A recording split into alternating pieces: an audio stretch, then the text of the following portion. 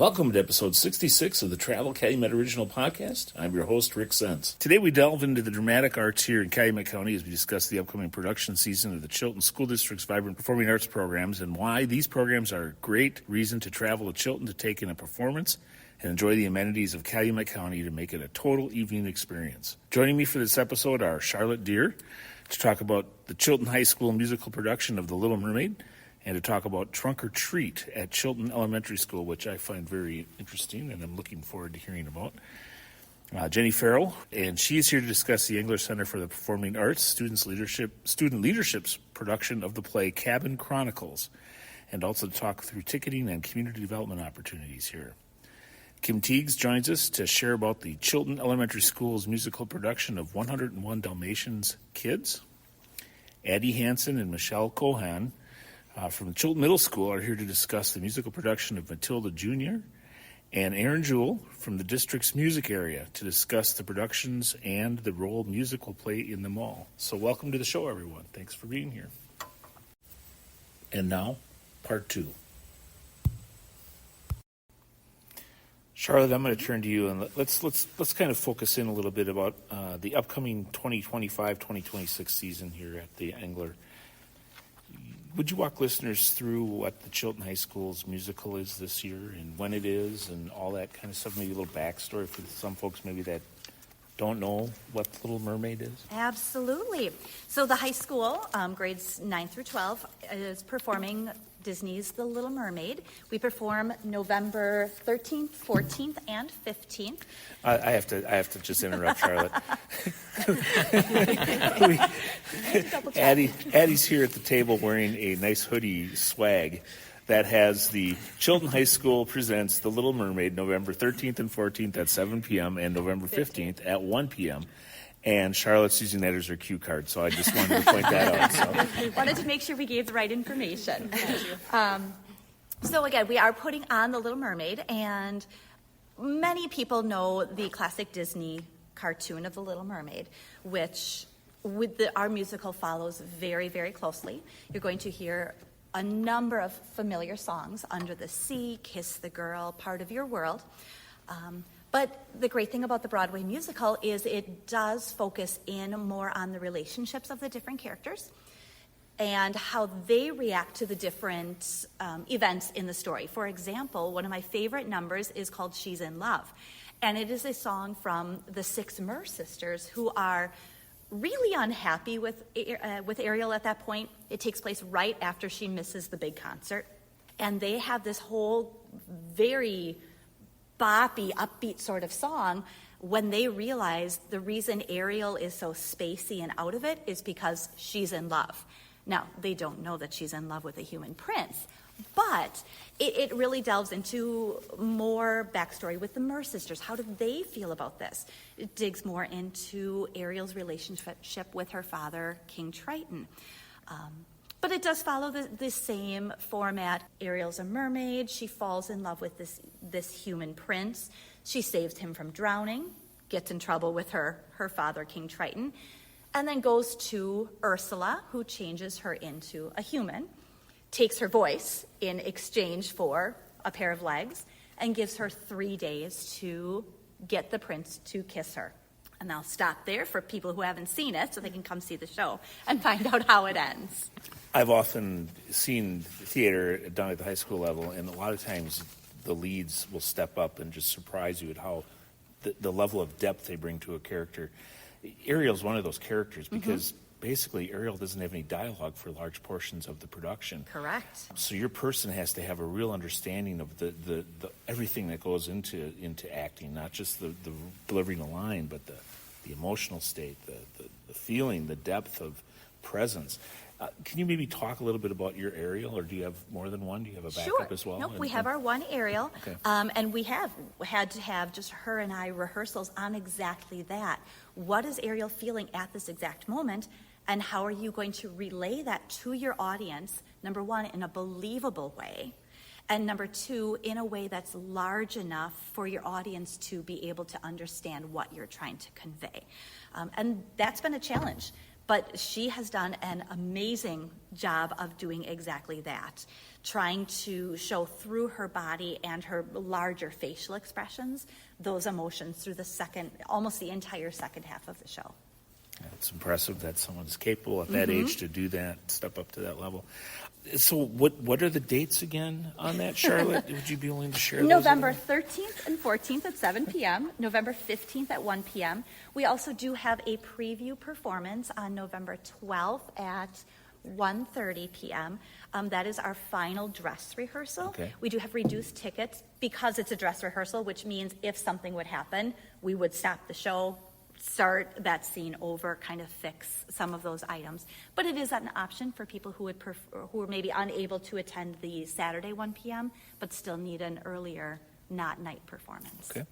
And the cast and crew, we talked about Ariel a little bit in depth, but how are the rest of the cast and crew bringing the show to life? Just maybe give some examples of some of the things that they're doing. Oh, sure. We have 32 total cast members, which is a large cast. I love it. And they are really doing a great job of connecting with each other to help make those relationships, kind of like we've talked about earlier, make those relationships more believable. We see them off to the side practicing some of their choreography, helping each other with lines, helping each other with their different dance moves to try and make this show the very best that they can possibly make it. One of the things that we have worked on a lot, and this cast is really absorbing, is, again, that constantly being present in the show. It's easy if somebody else has lines and you don't, to just kind of stand there. So one of the things that we've worked on, and they are doing so well at, is how is your character reacting to everything that's going on stage, even though the attention's not on you. I always say, in an auditorium of 700 plus seats, somebody's eyes are going to be on you at all times. So what do you want them to see? So working on, am I reacting to what's going on? Am I totally oblivious to what's going on and I'm having a completely separate conversation? How am I portraying that without taking away from the action that's also going on? We talked to the kids about a quote that I've heard almost my entire life. Acting is 10% acting, but 90% reacting. So making sure that's constantly in their heads as well. They are constantly in character, constantly performing, even if the attention isn't directly on them. Before I move on to the next production, there's this event coming up here. I believe it's in November, later this month in October. End of October, correct. It's called. I'm going to let you tell everybody what it's called. Can you maybe walk us through? It's after the Little Mermaid, but before the Little Mermaid, I should say. And what exactly is this event that you guys are planning? Sure. The elementary school is hosting a trunk or treat event. It will be on October 29th, yes, from 3 to 5 o'clock p.m. in the elementary middle school pool parking lot. And the students and their families have the opportunity to come to the pool parking lot in their Halloween costumes, gives them an extra chance to wear those costumes, and do some trick-or-treating. So different organizations, different grade levels, different people are decorating the trunks of their vehicles with different themes, and the students have an opportunity to then trick-or-treat at the different trunks of these vehicles. The musical, the elementary musical cast and crew is going to obviously decorate our trunk as the Little Mermaid. And we hopefully, depending on the weather, will have some of our cast members dressed up in their costumes and have the opportunity to meet some of those students, talk about the show, advertise it a little bit, and just in general get people excited about coming to the production. Sounds like a lot of fun. Mm-hmm. And it's open to anybody, general public? Absolutely. Jenie, I want to turn to you next and talk a little bit about the Engler Center for the Performing Arts Student Leadership Group that you mentioned earlier. Why don't you walk listeners through what the actual mission is of the group so they have a better understanding of what you guys are doing? Really, the mission of the group is to bring education of the performing arts and the creative side of the performing arts to community and to the schools. So that group in particular, we just hosted a youth theater workshop a couple weeks ago where it's a one-day event. So we have kids come at 8 o'clock in the morning, and then they do a showcase at 5:30. During the day, they take some workshop classes, anything from like acting 101, learning how to apply makeup, costuming, behind the scenes, a little bit of everything. They get to audition, or they get to plan all the stuff that's backstage or up in the booth, and then we get to put a little showcase on at 5:30. Then right now what they are doing is, which they did start their planning actually last spring already, so they already had their show picked out. They announced that to the school as soon as we started the 2025-2026 school year. And now they are working on organizing their auditions, which will happen immediately after the high school musical closes. It's the very next week. So those kids don't stop, but basically they get to, pick here and there with a little bit of my guidance, and I'm an umbrella, and I just kind of oversee all the little parts, and I'm there to guide and help, but then also like hand it off and then check in on them, see how things are going, see where they need help, maybe a little bit more guidance, and then they kind of just take it from there. We rehearse when we can in the month of December between all the concerts that are happening, because they also help with other things too. And then January, they basically have like 3 solid weeks of rehearsal, and then they have show week. So they really do it on a tight turnaround. They've been very successful with that. It is a little stressful, but it's a great month, and everybody, like it's been mentioned before, the reward at the end is for sure worth it. The name of the production is Cabin Chronicles, and can you maybe just walk everybody through the storyline a little bit so they have a flavor of what's going to be taking place at that production? Yeah, so it's called Cabin Chronicles, as you said. It's about some teens that are alone in an empty cabin at night in the woods. And it's the perfect setting for a scary story competition, basically. And the teens try to outscare each other with tales of zombies, lab accidents, and teenage slashers to distract each other from the pain of high school. It's a horror comedy about the fear of standing out and the friends you make when you decide you don't care about fitting in. Sounds like a very interesting show. And it's all student run. It is all student run, Okay. Yes. You mentioned a little bit too, the group, the student leadership group is supporting Engler Center, and you mentioned some of the things that are taking place up through January. But beyond January, what kind of things are they doing to help support the Engler? They are a major asset to our crew teams for elementary musical and the middle school musical. And then they also are the kids that come in, and when we need to break down, old set pieces, maybe that we need to, take the wood and use it next year for new set pieces. Those are those kids that come in and do that. Sometimes they'll even come in and be like, can I sweep? Just some simple stuff like that. They help out with community events too. Sometimes there are ushers. We have New Attitudes Dance Company that comes in May and does their annual production here, and they will help on crew either downstage or upstage. So they also do help out with the community events that take place here. Kim, I would think that elementary kids would be excited about theater. You correct me if I'm wrong, but I can't imagine that they wouldn't be.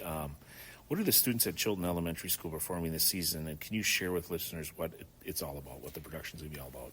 Yeah, elementary kids are super, super excited. I think that's one of the things they look forward to most once they hit second grade. Our production involves 2nd through 4th graders, and usually we can wrangle in anywhere between, I think on lower years it's been 70. Our highest year was 120. Ironically, it was the same year that we did the production of 101 Dalmatians, which I'm looking at Aaron because it's been really great. He and I co-direct for many years together, and Charlotte's joined in on the picture as well.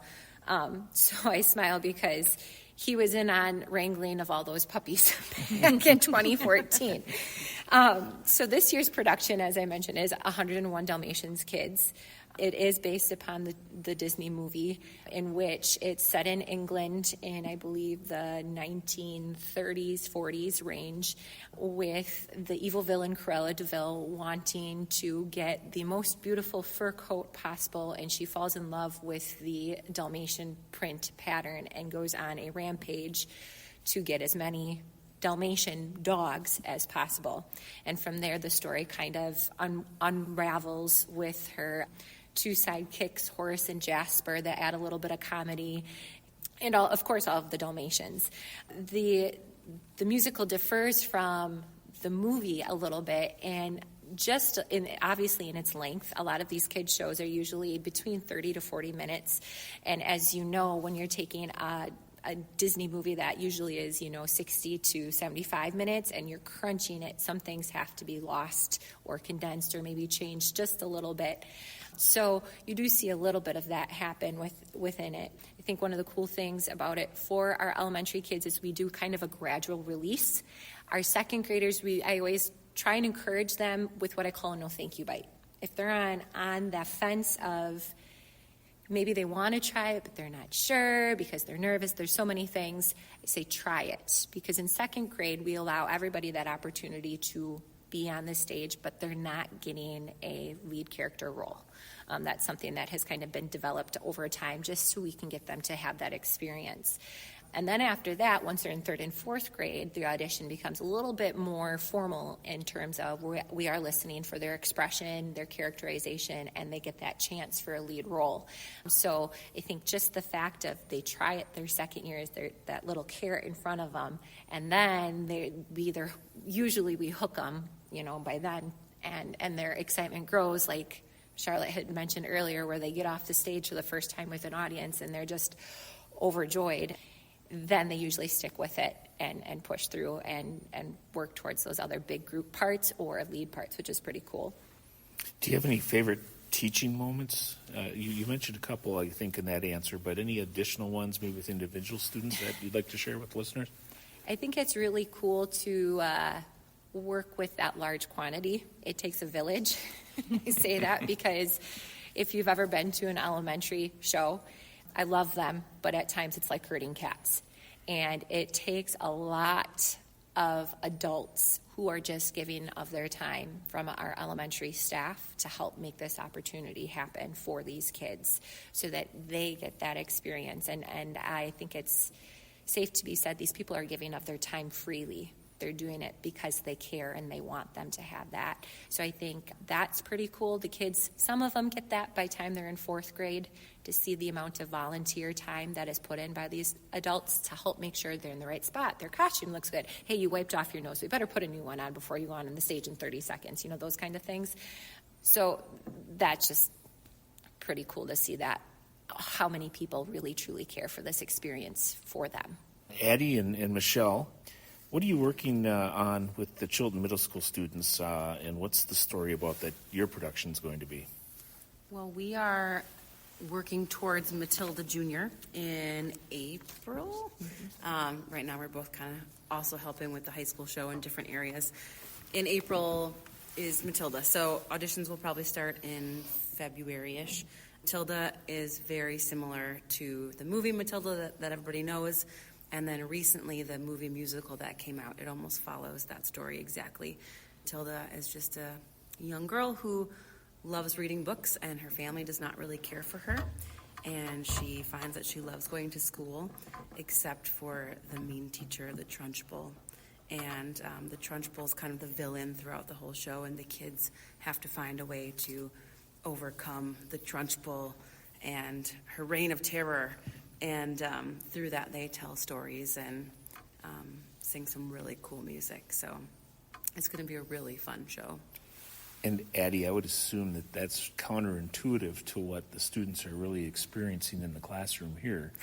So how do you treat that so they understand that this isn't what teachers are or how they normally are, but that's behavior that's maybe not to be expected from a teacher? And for them to identify more with the teaching that they're getting from you and Michelle and others in the production. What kind of things do you do to make sure they don't grasp onto that aspect of it? I think the one thing that helps is that we set expectations right away from day one. And if we see them already steering off that path, it's reset and we do it again. When it comes to my classroom at the middle school, I always make sure that my expectations are met. They know when they need to get their folders. They know when they need to sit down, stand up. They know exactly when I say an instruction.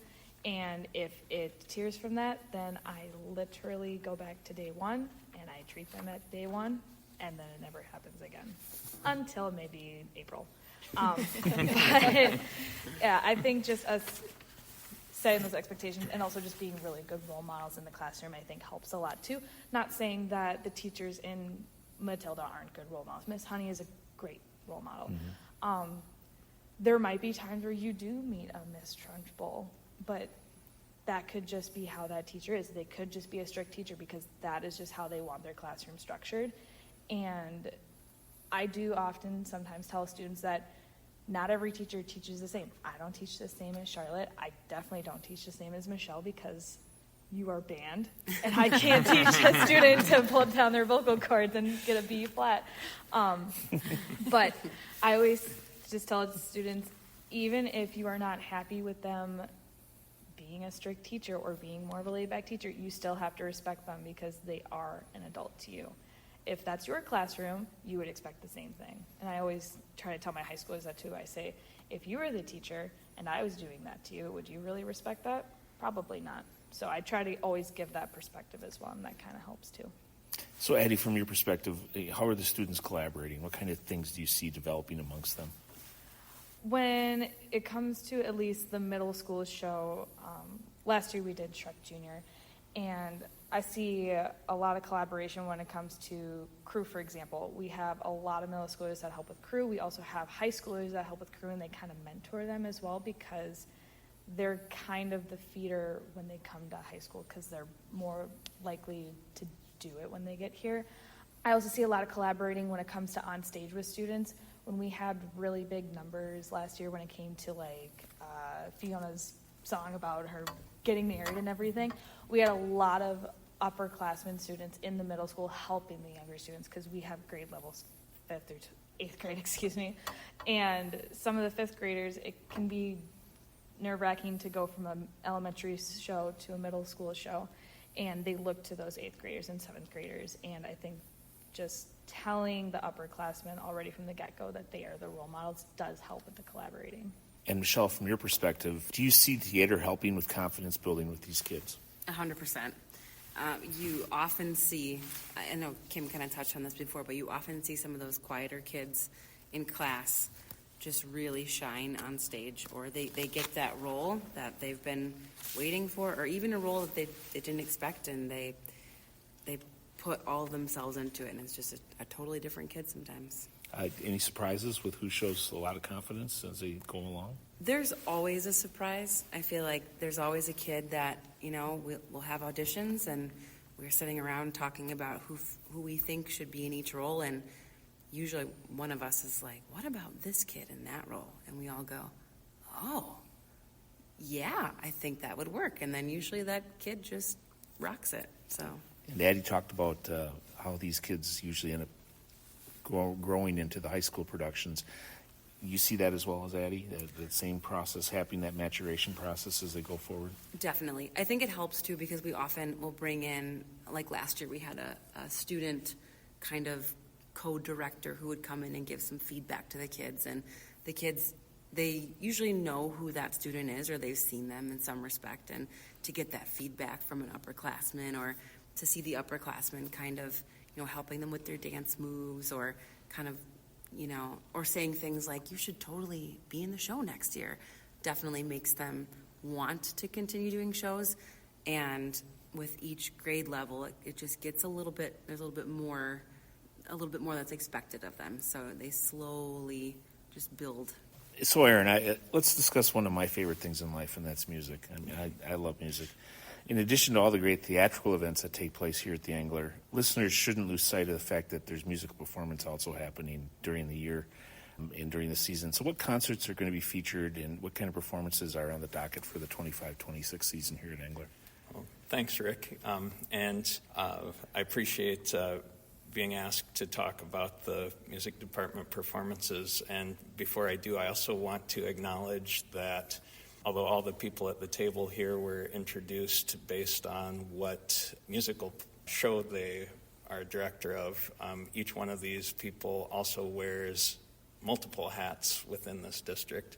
For example, Charlotte, in addition to directing the high school musical, is a second grade teacher, and it's awesome that she gets to see perhaps some of her past students in the show. And Kim is an elementary music teacher, teaches kindergarten through 5th grade plus 6th grade choir. Addie teaches 7th through 12th grade choir. I teach essentially 5th through 7th band, and Michelle 8th through 12th band. So all these people are contributing in different ways to the music department concerts that will be coming up this season. So, in my opinion, concerts are important, and they are a reflection of the learning that has taken place in our music classrooms throughout the course of the year. And they're interspersed in between the different theatrical performances, so when the stage is available, right? So in between, or after The Little Mermaid in December, we'll have an elementary elementary, middle school, and high school concerts. We have a whole slate of concerts put on by our school district this year. I could list them all off, but actually I'd like to direct you to the music department Facebook page, Chilton Music Department. You can check us out there, and we've got a full listing. It's also on the Engler Center Facebook page and the district Facebook page. But yes, in December, we'll be having concerts from each of the buildings, and there'll be some holiday pieces, but some other things sprinkled in as well. Then in March, we'll be having a band and choir performance, which that happens in the interim between the elementary musical and the middle school musical. And then we round things out at the end of the school year with concerts at all three levels as well. Any themes like jazz or anything like that you guys are introducing to the students? Yes, and my colleagues feel free to chime in as well with any specifics on yours. But it can vary based on, again, what skills and techniques we're looking to be teaching in the classroom at a given point in the school year. So I find more often you won't necessarily have a specific concert theme, but it'll be based more upon what skills the kids are trying to address. And of course, Jenie has an important role in all this as well, and that's to make sure that there's folks in those seats out there to actually come and enjoy these programs. So let me welcome you back to the conversation, Jenie. How could families and community members attend, and how do they get access to all the wonderful productions happening here? Yes, of course. So there's two main ways that they can check out all the information, whether it's the productions that we're doing or the music department's concerts or community events, and they can go to the Engler Center's website, which is englercenter.com. They can also always call the center's office at 920-849-2880 and ask questions. You can purchase tickets at either one of those. So you can go online, which is super simple and quick, but if people do not prefer that method, they can also call and always leave a message, and we will get back to you as soon as we can. So are tickets available right now for Little Mermaid? Yes, are they available on sale? Yes, yeah. Tickets are available for the Little Mermaid. And by the way, just to cut you off, Yeah. I'm sorry, but Dana, when is the Little Mermaid taking place? Can we check your hoodie and see? And Charlotte, what does her hoodie say? November 13th and 14th at 7 p.m. and November 15th at 1 p.m. And tickets are now available. Sorry, Jenny, we had to put that shameless plug in there for just No, that. it's good. And so, yes, they can find that at our website. We also do have that preview showing on November 12th at 1:30 p.m. for deeply discounted tickets. So those will only be $5 tickets. So if you, like Charlotte said before, if you can't make the Saturday 1 p.m. matinee, then you do have an option on that Wednesday to see our final dress rehearsal. But those are available now, and you can get them. We do expect that show, being The Little Mermaid, to sell at a higher volume, so I do encourage people to purchase their tickets in advance and not wait for at the door, but if we have seats available, we will open our box office 1 hour before each show, and people can come and purchase their tickets the night of, pending seat availability. For all the other shows, we generally open tickets about a month before opening show, so you can always check out the website about a month before. We'll have an announcement on there of either they're open or the date that they will open up. And now we talked a lot about the students' involvement in this, but there's a whole lot more people that are involved in these productions than just the students that are involved.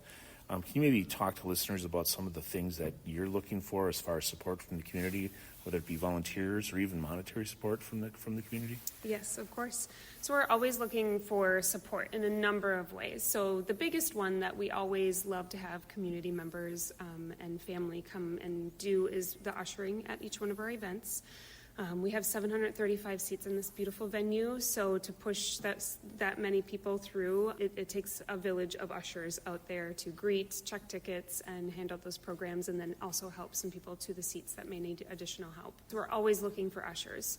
Helping to sell tickets is another way, but we also, in addition to that, we're always looking, like if there are people who want to build sets or have a specialty and, want to help chip in with costume making or prop making, pending a background check with the school district, of course, because you'll be working with children, we welcome that kind of help. So we're always looking for that help. We have a village here helping each other, and we have other people who help us, and it seems like we'd have enough, but there's just so much, especially when you talk about the big numbers that we have.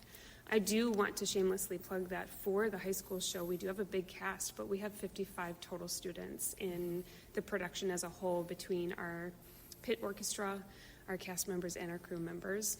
So it really does take a village to help backstage before the show and at the show and even after, because we do strike our sets. So that's always a big one right after the last show of each production.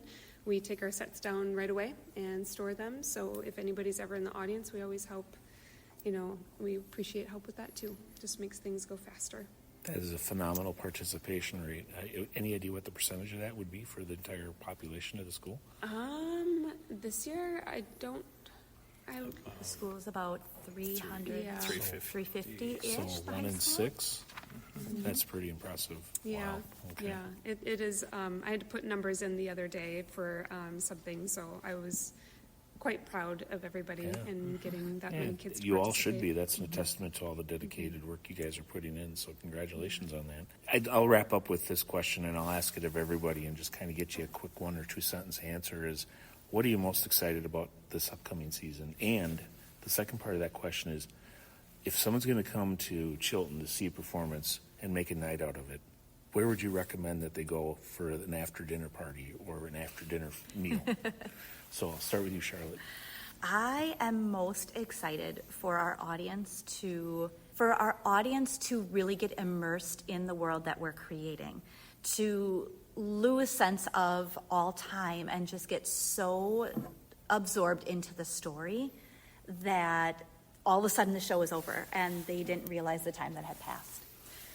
And as far as some place to go, I would recommend Cheers, either before or after the show. Right in here in downtown Chilton. You've got it. All right. Addie, what would you recommend? And what are you looking forward to? What's exciting for you this year? I am really excited just to see where these students grow in this entire year. I just always love seeing just where they come from September all the way up until May, and I'm really excited to see that. And I would recommend the Neighborhood Bar and Grill. I don't know the road, but I know it's down by 151. Yeah. But I really like that place. It's right on BB there. correct? Yes, there it is. Yeah, right on BB. Okay. Guess I'll go to your partner in crime here, and Michelle, what do you think? What are you excited about, and what would you recommend for someone coming to Engler to see the performance to go have a dinner at first, or after, for that matter? My brain is currently on the high school show. I'm really excited for the pit orchestra to come together. These kids have been working really hard on that music. And I would recommend Ethel's The Gooey Burger every time. Awesome choice. Aaron? Yeah, I also am just excited to see the kids' growth over the course of the year.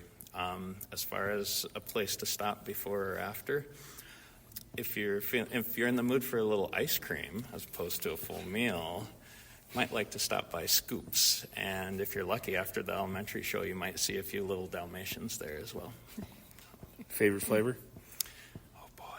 Tough choice, huh? It is tough. I often get buttered pecan there. Okay. Yeah. All right. And Kim? The thing I'm probably most excited for this season, it doesn't change every year. It's sharing our students' talents for our community to see how amazing the kids are here in Chilton all the way from kindergarten straight up through the high school. I think it's one of the coolest things. Place for afterwards, I was going to say scoops also. And that's okay. And that would probably be my top pick, because my overall tradition for any concert or performance has always been ice cream. I've given Scoops a couple shouts out on Facebook here and there after the productions, and they've always been so gracious to make sure that our families afterwards celebrate as well. So my favorite flavor is probably Butter Crunch. Butter Crunch, okay.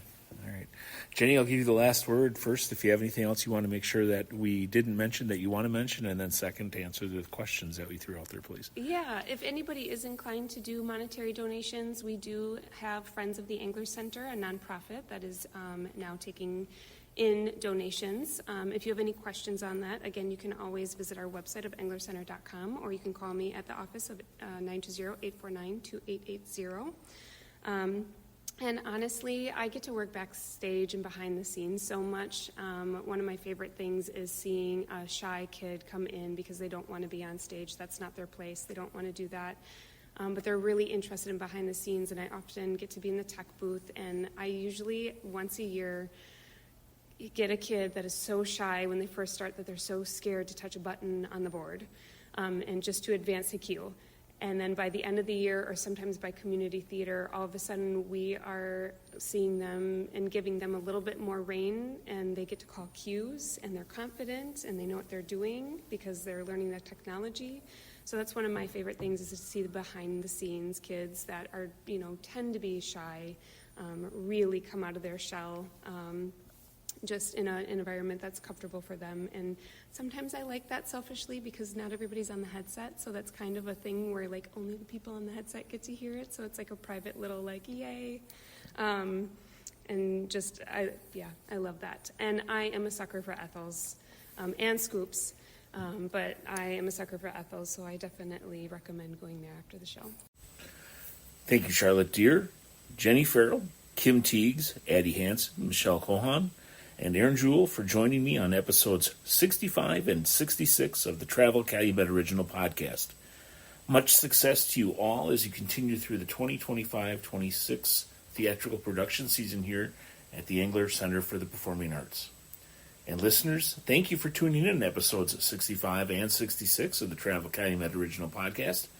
Please make sure you check out our other 64 episodes of the Travel Calumet Original Podcast by scrolling down the homepage and by clicking on the microphone at travelcalumet.com, or by finding us on your favorite podcatcher or podcast app. And if you liked what you heard today or previous episodes, please invite your friends to listen to the Travel Calumet Original Podcast. Help us share the news of all the great things to see and do here in Calumet County, like performances at the Engler Center. Thank you for listening, and until next time.